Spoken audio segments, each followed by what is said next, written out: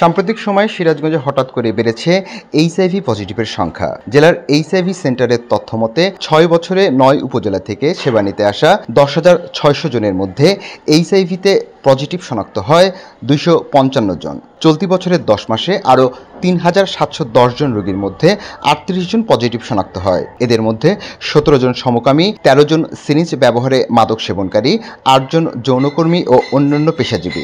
এইচআইভিতে আক্রান্ত হয়ে মারা গেছে ২৬ জন। আক্রান্তরা বলছেন অজ্ঞতা থেকে তাদের এই পরিণতি। আমার মতো বা আরও যারা ড্রাগস নেয় তারা যেন এই পথে আর না আসে। এইচআইভি যে ওষুধগুলো দেয় তাতে আমি সুস্থ আছি, ভালো আছি। আক্রান্তদের চিকিৎসার পাশাপাশি মনোবল বাড়াতে কাউন্সেলিং করা হচ্ছে। যাদের ভাইরাসের পরিমাণ বেশি তাদেরকে ভাইরাল লোড টেস্ট করা হয় আমাদের ল্যাবে এবং তাদেরকে মানসিক কাউন্সেলিং করি এবং পারিবারিকভাবে পরিবারকেও কাউন্সেলিং করি যাতে তারা পরিবার থেকে সাপোর্টটা পায় এবং সুস্থ থাকে। এইচআইভি পজিটিভের সংখ্যা উদ্বেগজনক হারে বাড়লেও সিরাজগঞ্জ রেড জোন নয় বলছেন চিকিৎসকরা।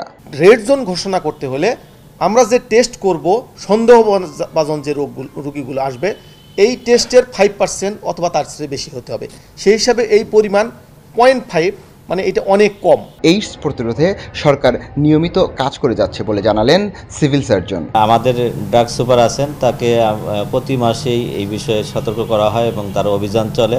শুধু ড্রাগ না, মাদক অধিদপ্তরও এই বিষয় নিয়ে কাজ করতেছে। আমি জেলা প্রশাসন আইন শৃঙ্খলা মিটিংয়ে এই বিষয়ে আমার নজরদারির মধ্যে আছে।